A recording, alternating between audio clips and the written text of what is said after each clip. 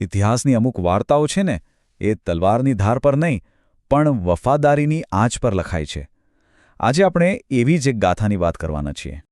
આપણે વાત કરી રહ્યા છીએ એક એવા સાથીની જેની હણહણાટીમાં યુદ્ધનો નાદ ગૂંજતો, જેની વફાદારીમાં જીતનું વચન છુપાયેલું હતું અને જેનું બલિદાન એ તો સદીઓ સુધી ગવાતું રહેશે.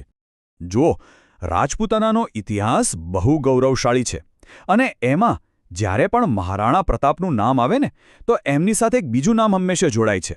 અને એ નામ ખાલી એક ઘોડાનું નહોતું, એ નામ એક યોદ્ધાનું હતું. અને નામ છે ચેતક. એક એવું નામ જેણે સાબિત કરી દીધું કે બહાદરી અને સમર્પણ પર કોઈ એક જાતિનો હક નથી.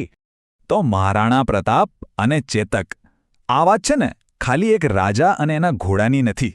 ના, આ તો વાત છે બે યોદ્ધાઓ વચ્ચેના એક અતૂટ સંબંધની. એક એવો સંબંધ જે શબ્દોથી નહોતો ચાલતો, એ તો બસ એકબીજાના દિલના ધબકારાથી ચાલતો હતો. એટલે જ ચેતક ખાલી એક નામ નથી, એ તો એક પ્રતીક બની ગયું છે અતૂટ મિત્રતાનું, અજોડ વફાદારીનું અને એક એવા બલિદાનનું જેની સામે કદાચ માનવતા પણ ઝૂકી જાય. તો કેવો હતો આ ચેતક? એક કાઠિયાવાડી નસલનો એકદમ પવનવેગી ઘોડો હતો. એનો જે નીલાશ પડતો સફેદ રંગ હતો ને, એ તો યુદ્ધના મેદાનમાં જાણે વીજળીની જેમ ચમકતો.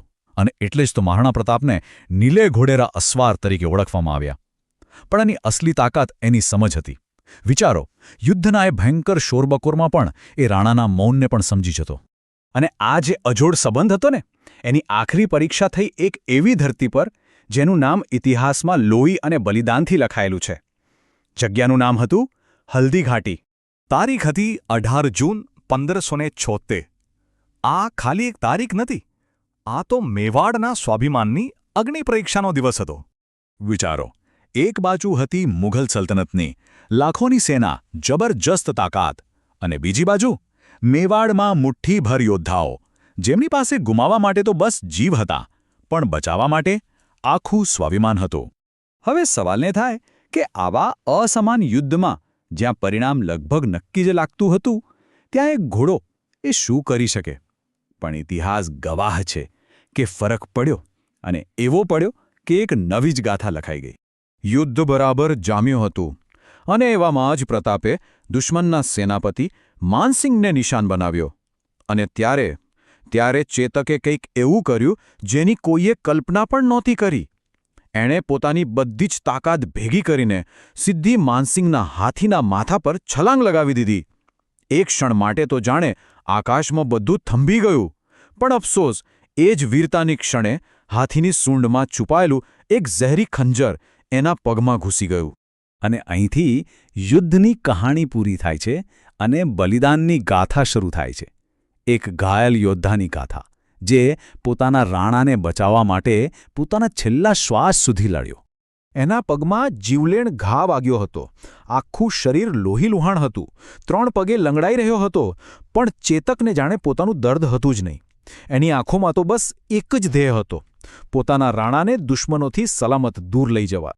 એમની પાછળ આખી મુઘલ સેના હતી, અને સામે શું? સામે હતો એક લગભગ 22 થી 25 ફૂટ પહોળો વરસાદી નાળો. એક સારો એવો ઘોડો પણ એને પાર કરતા અચકાય. પણ ચેતક એ કોઈ સામાન્ય ઘોડો નહોતો. એણે પોતાના શરીરમાં બચેલી બધી જ તાકાત, બધો જ જીવ એકઠો કર્યો અને હવામાં એક એવી છલાંગ લગાવી જેણે જાણે કુદરતના બધા નિયમો તોડી નાખ્યા. એ છલાંગ ખાલી એક નાળા પર નહોતી, એ છલાંગ તો ખુદ મૃત્યુ પર હતી. નાળો પાર કરી લીધો, પોતાના રાણાને સુરક્ષિત કરી દીધા, અને બસ પછી એ વીર યોદ્ધો જમીન પર ઢળી પડ્યો. મહારાણા પ્રતાપના ખોળામાં જ એણે પોતાની આંખો હંમેશ માટે બંધ કરી દીધી. કહેવાય છે કે એ દિવસે એક રાજા પોતાના સૌથી વફાદાર દોસ્ત માટે ધ્રુસકે રડ્યો હતો.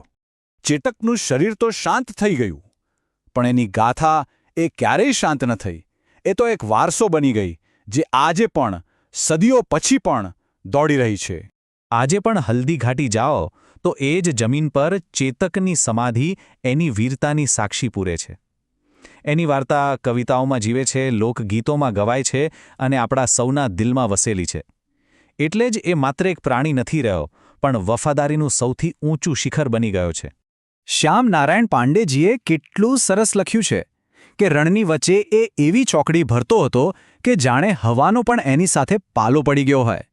એ જ તો ચેતક હતો, જે યુદ્ધભૂમિમાં સૌથી અલગ તરી આવ્યો. ચેતકની આખી ગાથા છે ને, એ આપણને એક સવાલ પૂછે છે કે શું વફાદારી અને પ્રેમની કોઈ સરહદ હોય છે? માણસ અને પશુ વચ્ચે કોઈ દિવાલ હોય છે? કદાચ નહીં. કારણ કે જ્યારે બે આત્માઓનો સંબંધ આટલો શુદ્ધ હોય ને, ત્યારે એ ઇતિહાસ રચે છે. અને એવો ઇતિહાસ જે આવનારી પેઢીઓને હંમેશા પ્રેરણા આપતો રહે છે.